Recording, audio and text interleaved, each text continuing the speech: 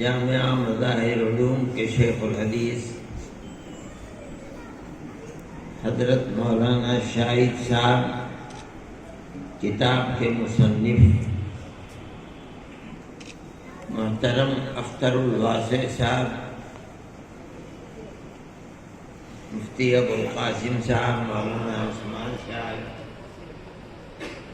جامعہ مظاہر علوم کے شورا کے ممبر حضرات، علماء کرام، سہارنپور اور دور دراز سے آئے ہوئے حضرات اور عزیز طلباء، میرے لیے آج کے اس اجتماع میں خوشی اور مجھے اپنے لیے عزت افزائی بھی محسوس ہوتی ہے کہ مجھے اس مبارک جلسے کا صدر بنایا گیا اور مجھے معلوم بھی نہیں۔ جب لوگوں نے کہا تو میں نے مولانا سے پوچھا کہ بھائی میرے صدارت کا تو کوئی اعلان بھی نہیں ہوا، تو انہوں نے فرمایا پیچھے لکھا ہوا ہے، پیچھے لکھا ہوا ہے، سامنے تو کوئی چیز ہے نہیں۔ تو میں معذرت پیش کرتا، میں کہتا کہ بھائی کسی اور کو صدر بناؤ۔ میں یہ سوچ رہا تھا کہ تھوڑی دیر بیٹھ کر کے پتہ نہیں کب تک اجتماع ہو، میں اٹھ جاؤں گا۔ مولانا نے یہ بتا کر پیچھے لکھا ہوا ہے، مجھے پابند کر دیا کہ آخری جلسے تک مجھے بیٹھنا ہے۔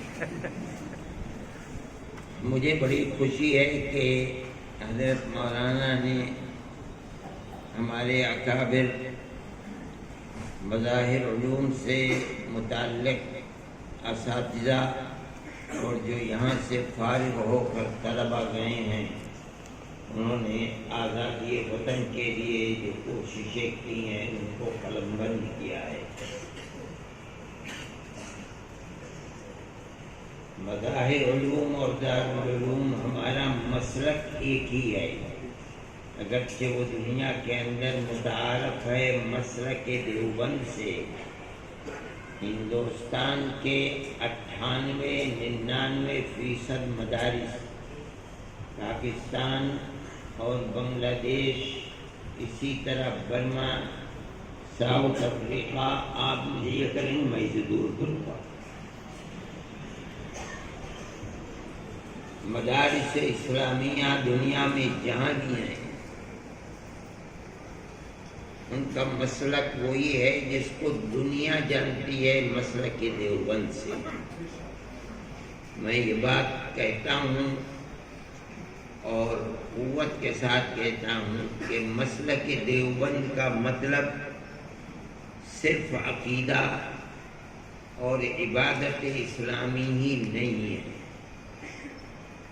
بلکہ مستقل مجاہدانہ سرگرمیاں اسلام کی بقا اور تحفظ کے لیے یہ مسلک دیوبند کا بنیادی ایک اہم جز ہے،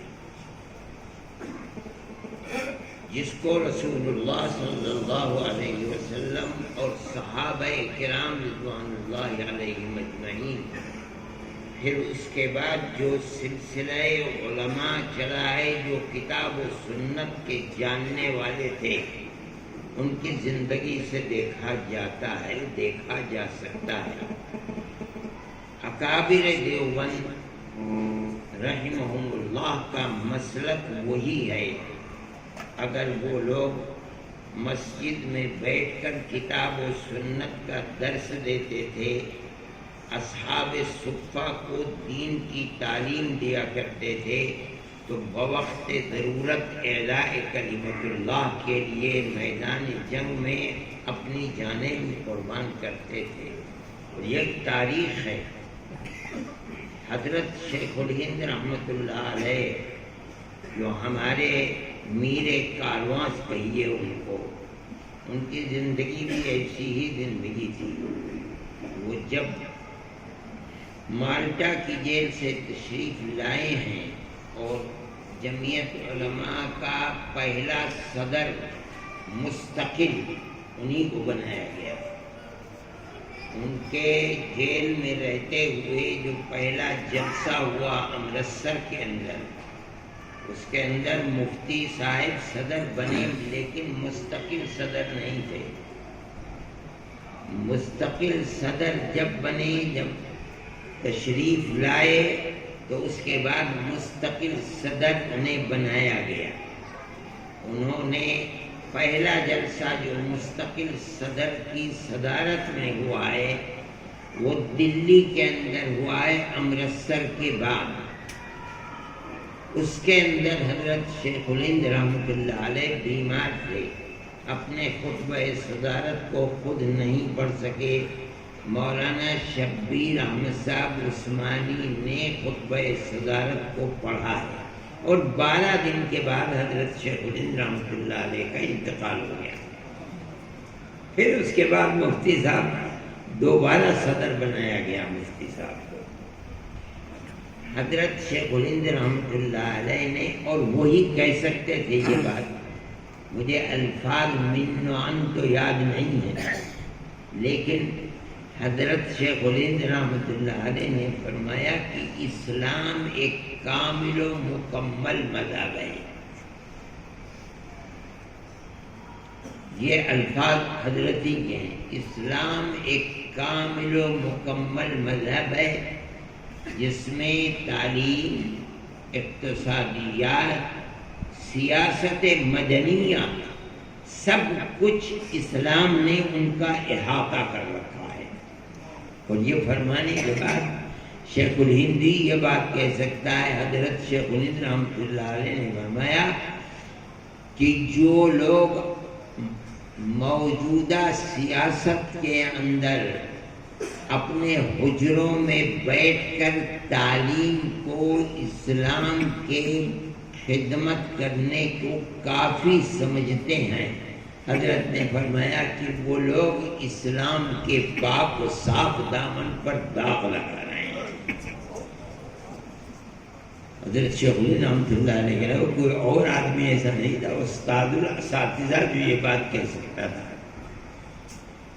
یہ چیز جو مسلکی دیوبند ہے، جو حضرت حاجی امداد اللہ صاحب مہاجر مکی اور اس سے پہلے حضرت شاہ ولی اللہ صاحب محدث دہلوی سے چلتا ہے، علماء دیوبند برابر یہ بات کہتے رہے ہیں، اور ہم آج تک ان کی تقلید میں کہتے ہیں کہ ہمارا مسلک حضرت شاہ ولی اللہ صاحب محدث دہلوی کا مسلک ہے۔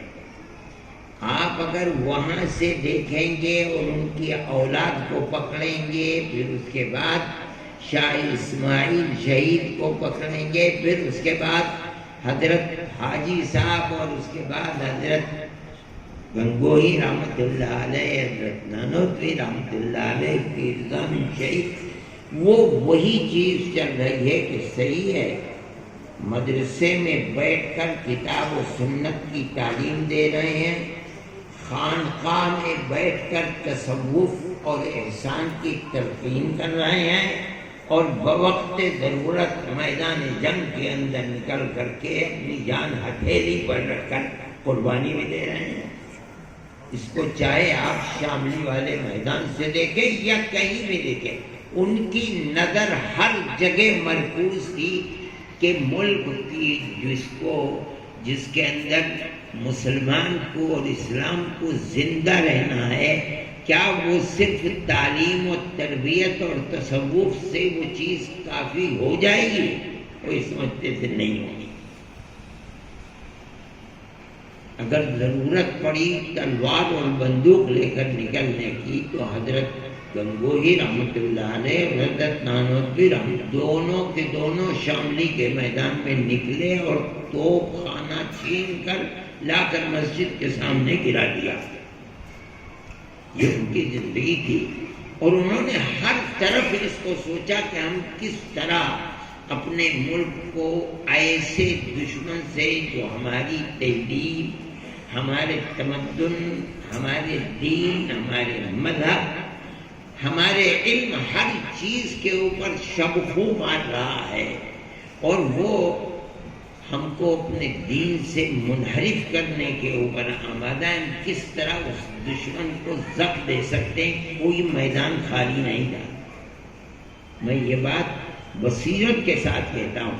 پروفیسر اختر الواسع صاحب نے ایک بات کہی کہ مہاتما گاندھی کو مہاتما کا لقب دینے والے مولانا عبدالباری فرنگی مہدی ہیں، مگر یہ بات صحیح نہیں ہے۔ حضرت شیخ الہند رحمۃ اللہ علیہ نے فرمایا مالٹا جانے سے پہلے فرمایا کہ ملک ہندوستان ایک مذہبی ملک ہے، ہندوستان کا مسلمان بھی مذہبی ہے، ہندوستان کا ہندو بھی مذہبی ہے۔ اگر ہم آزادی استخلاص وطن کے لیے کسی آدمی کو مہاتما کا لقب دے کر اور کھڑا کر دیں اور وہ آدمی نعرہ قوم کو یہ دے کہ ملک کو آزاد کرو، تو ہمارے ساتھ برادران وطن بھی شریک ہو سکتے ہیں اس کے اندر۔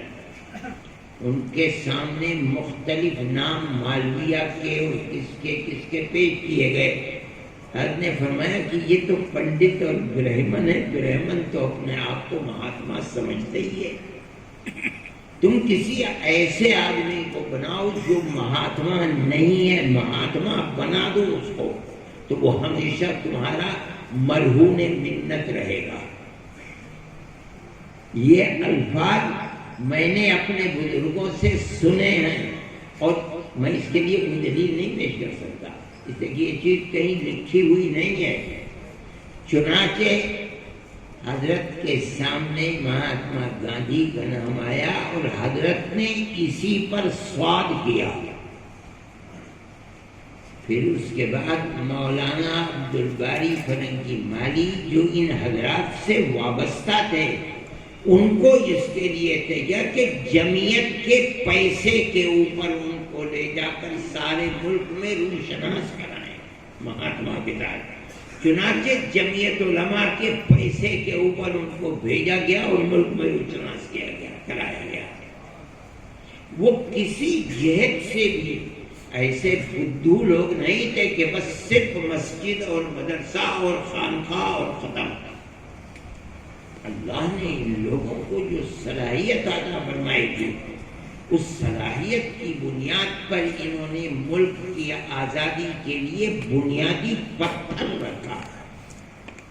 یہ صحیح ہے، مہاتما گاندھی بہت بڑے مہاتما بھی ہیں اور ملک کی آزادی کے لیے ان کی شخصیت کو آگے رکھا گیا، انہوں نے کام کیا، لیکن اس کے پس پردہ پیچھے کیا دوائی اور کون سی شخصیات تھیں،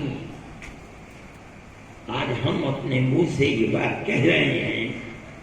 حقیقت یہ ہے کہ ملک کا موجودہ ماحول اسے قبول نہیں کرتا ہے، لیکن بات تو اپنی حقیقت ہے۔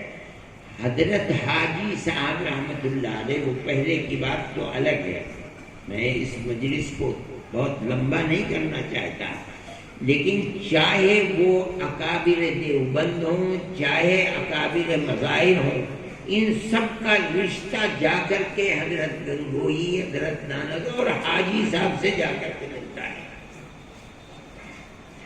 حاجی صاحب سے حضرت گنگوئی نے، حضرت نانوتوی نے، پیرزامن شہید نے، مولانا منیر، جن لوگوں نے بھی لیا ہے تصوف کو، حاجی صاحب کی شخصیت مرجع تصوف کا ہے۔ ہمارے جتنے بھی اکابر ہیں سب حاجی صاحب سے وابستہ ہیں۔ حضرت شیخ الہند بھی انہی کے مجاہد ہیں، حضرت نانوتوی رحمۃ اللہ علیہ بھی انہی کے مجاہد ہیں، حضرت گنگوئی بھی انہی کے مجاہد ہیں، حضرت تھانوی، سب انہی کے مجاہد ہیں رحمہ اللہ۔ اگرچہ دو یہ بات کہ حضرت شیخ الہند اور حضرت تھانوی اجازت تو وہاں سے، لیکن تربیت حضرت گنگوئی رحمۃ اللہ علیہ سے۔ لیکن ان حضرات کا سلسلہ جو جا کر ملتا ہے، مولانا نے جن اسلاف کے نام لکھے ہیں اس کے اندر، وہ بھی کہیں نہ کہیں حضرت شیخ گنگوئی رحمۃ اللہ علیہ کے واسطے حضرت حاجی صاحب سے ملیں گے جا کر کے۔ ان کی زندگی کے اندر صرف تعلیم، صرف خانقاہی نظام ہی نہیں تھا، ان کی زندگی کے اندر تو مجاہدانہ سرگرمیاں تھیں، چنانچہ ملک کی آزادی کے لیے مخلصانہ ایسی کوششیں جن کے پیچھے دنیا کی کوئی طلب، نہ مال و دولت، نہ جاہ و جلال، کچھ نہیں تھا. ہمارے اکابر پر یہ امتیاز ہے، آپ کو کہیں نہیں ملے گا.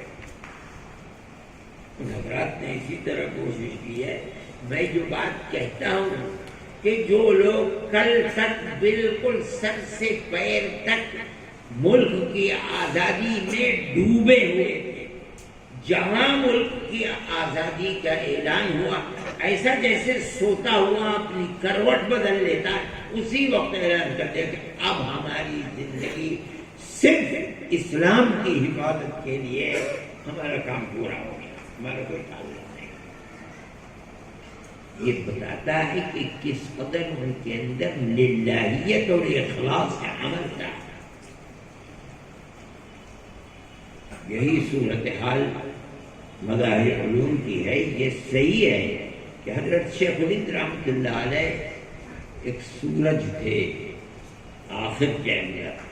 ان کی مجاہدانہ جد و جہد ایسی تھی کہ ان کے سامنے کوئی ٹک نہیں سکتا تھا، لوگ گم تھے ان کے سامنے. پھر وہ دنیا سے چلے گئے تو جو ان کے شاگرد تھے انہوں نے حضرت کے اس عمل کو آگے بڑھانے کے لیے اپنے آپ کو میدان کے اندر اتار دیا، یہاں تک کہ ملک آزاد ہو گیا. مگر بنیاد حضرت شیخ الہند رحمۃ اللہ علیہ آخر کے لوگوں میں. لیکن حضرت حاجی صاحب حضرت شیخ الہند رحمۃ اللہ علیہ کے بارے میں یہ مشہور تھا موت کے بعد بھی، کہ آج بھی لوگ یہ کہا کرتے تھے جو ان سے وابستہ تھے کہ قبر میں پڑے ہوئے بھی حضرت شیخ الہند رحمۃ اللہ علیہ رہنمائی فرما رہے ہیں. میں نے مولانا مرغوب الرحمن صاحب سے سنا ہے، ان کے والد تھے مولانا مشیت اللہ صاحب. بڑا ایک معرکۃ الآراء الیکشن ہوا، میرے خیال میں سن 36 کا الیکشن تھا، جس کے اندر بجنور میں حافظ ابراہیم صاحب ایک طرف کھڑے تھے جو کانگریس اور جمعیت علماء کے مشترک امیدوار تھے، اور انہی کے خاندان کے ایک دوسرے آدمی تھے محترم صاحب کے خاندان کے، جن کو کہا جاتا تھا عبداللطیف صاحب.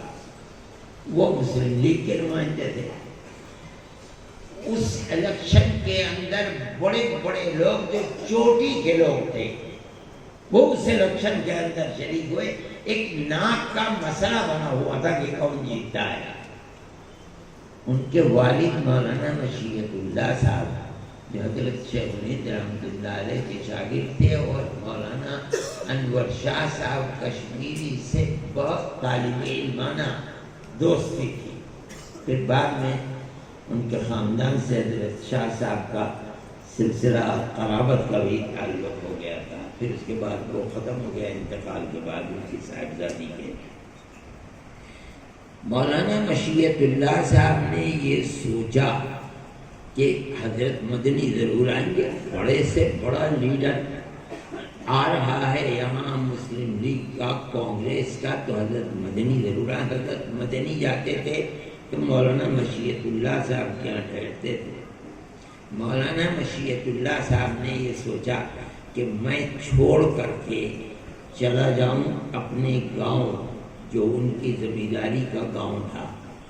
ان کو یہ خطرہ تھا کہ میرے ہی خاندان میں عبداللطیف صاحب کھڑے ہیں اور مسلم لیگ کا جادو چل رہا تھا. یہ خطرہ تھا کہ کہیں حضرت آئیں تو کوئی شخص میرے یہاں حضرت ٹھہریں گے، اگر کسی لڑکے نے کوئی بات حضرت کے شان کے خلاف کہہ دی تو میری عزت تو ختم ہو جائے گی. چھوڑ کر کے وہاں چلے گئے اور خاندان والوں سے کہہ دیا کہ بھائی میرا کوئی تعلق نہیں، حضرت آئیں گے تو یہ پتہ چلے گا کہ میں نہیں ہوں. تو مولانا مجید حسن صاحب جو مدینہ اخبار کے مالک تھے، اور مدینہ اخبار گویا کہ جمعیت علماء کا اخبار تھا، ان کے یہاں جا کر کے ٹھہرے کہ میں بچ جاؤں گا.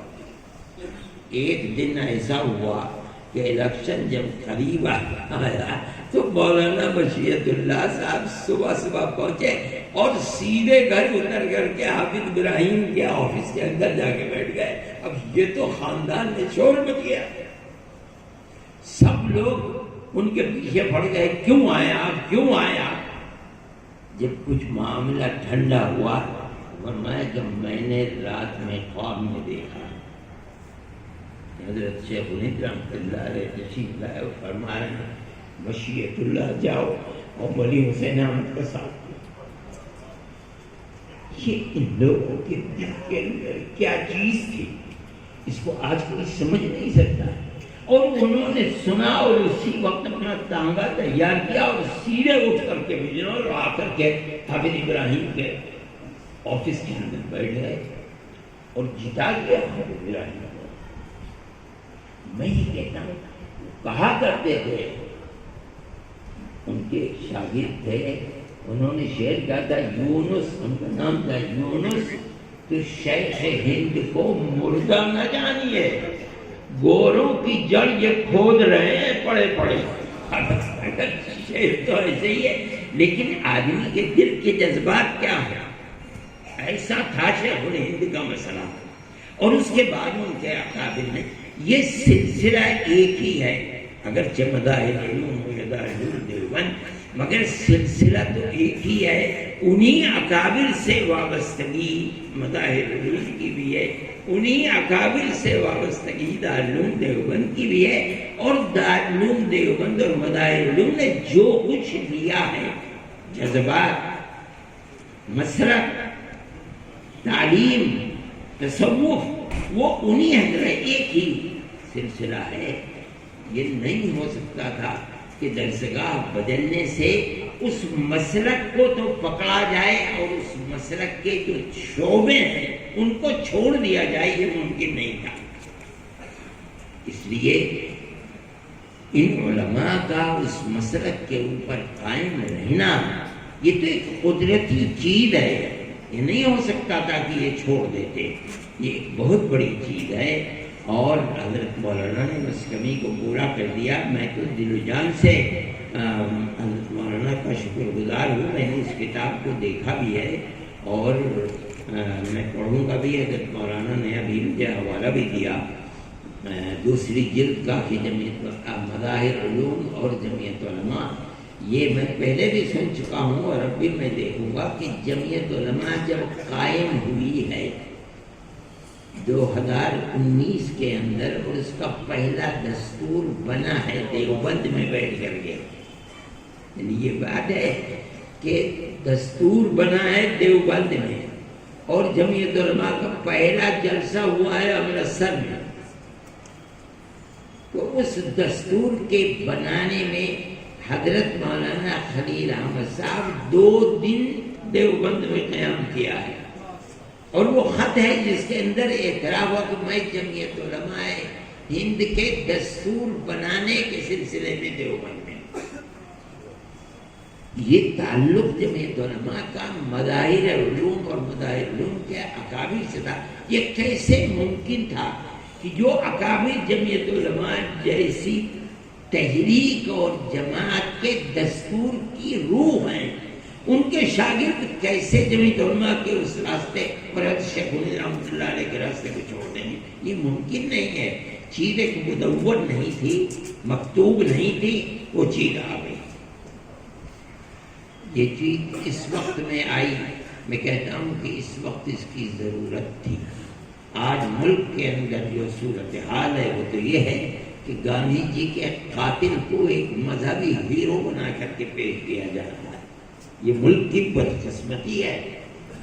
اس کا مطلب ہے کہ جو لوگ ملک کے اقتدار پر بیٹھے ہوئے ہیں وہ اپنا سلسلہ نسب بھی نہیں بیان کر سکتے کہ ان کے بزرگوں نے ملک کی آزادی کے لیے قربانی کیا دی ہے۔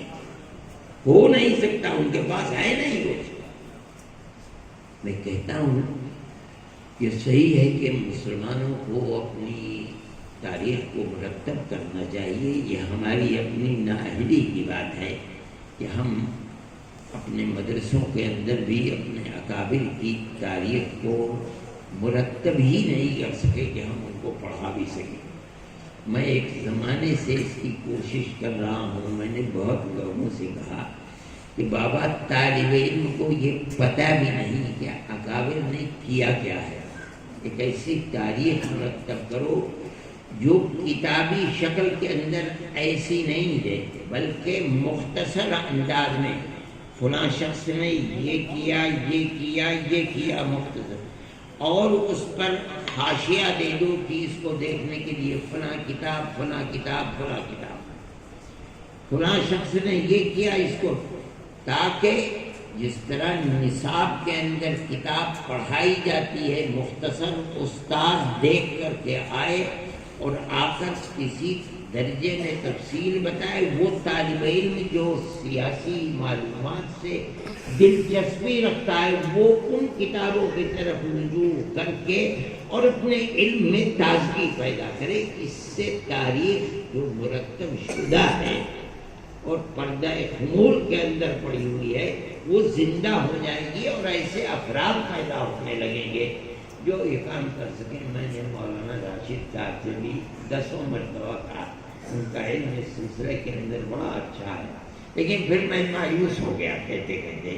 پھر میں نے ایک اور صاحب کو پکڑا دلی کے اندر جو تعلیم کے فاضل ہیں اور لکھنے اور پڑھنے سے دلچسپی رکھتے ہیں. میں نے ان سے بھی کہا جمعیت علماء جس مزاج کے ساتھ اس کو مرتب کرانا چاہتی ہے کریں, اس کے تمام مصارف بلکہ مرتب کے ترتیب دینے میں جو وقت لگا اس کے بھی مصارف ہم دیں گے, لیکن ابھی تک ہم اس میں کامیاب نہیں ہو سکے. اگر ہم ہو جائیں کامیاب اور اللہ کامیاب فرما دے تو ہماری کوشش ہوگی کہ ہم اس کو اپنے مدارس کے نصاب میں داخل کریں تاکہ ہمارے اکابر کی زندگی کیا تھی اور ان کی مجاہدانہ سرگرمیاں کیا تھی ہم ان کو امت کے سامنے پیش کریں, بلکہ ہم اس کو زندہ کر سکیں. میں مولانا سے بھی یہ بات کہتا ہوں, اس طرح لکھ دینے سے کوئی فائدہ نہیں. آپ انتہائی مختصر لکھیں اور اس کی تفصیل کے حوالے دیں حاشیہ کے اندر. پڑھانے والا ان کتابوں کو دیکھ کر پڑھائے. طالب علم میں جس ہر ایک کو دلچسپی نہیں ہوتی اس موضوع سے, کسی موضوع سے بھی ہر آدمی کو دلچسپی نہیں, لیکن جن کو دلچسپی ہوگی وہ ان مراجع میں تفصیلات دیکھیں گے اور تفصیلات دیکھ کر کے پھر اس کو خود اپنے علم کے اندر لائیں گے اور دوسروں تک پہنچائیں گے. جو ضروری ہے تفصیلی کتابیں ہمارے نصاب کے اندر تو بڑی مختصر کتابیں, حسامی ہے, کنز الدقائق جیسی کتاب تھی, انتہائی مختصر کتابیں, لیکن علم ایک ایک جملے میں بھرا ہوا. اسی طریقے سے یہ کتاب بھی ہونی چاہیے, لیکن ہم اب تک کامیاب نہیں ہو سکے. خدا کرے ہم کامیاب ہو جائیں تو اللہ چاہے گا کہ اس کو ہم اپنے مدارس کے اندر نصاب تعلیم میں داخل کر دیں گے. میں حضرت مولانا کا شکر گزار ہوں بہت زیادہ, اور اللہ سے دعا کرتا ہوں کہ اس کاوش کو اللہ قبول فرمائے اور مزید خدمت کی توفیق عطا فرمائے. مظاہر علوم کے سلسلے میں بھی میں سمجھتا ہوں کہ خود مدرسے کے اندر بھی یہ چیز قابل قبول ہوگی. اس سے یہ پتہ چلے گا کہ ماضی کیسا تھا اور کس طرح کے نظریات کے حامل لوگ تھے.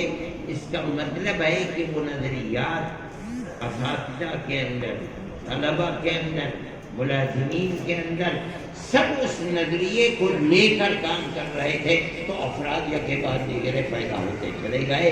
اگر یہ لگن اور اس طرح سے اس کے اندر گہرائی نہ ہوتی تو افراد اس کثرت کے ساتھ پیدا نہیں ہو سکتے تھے.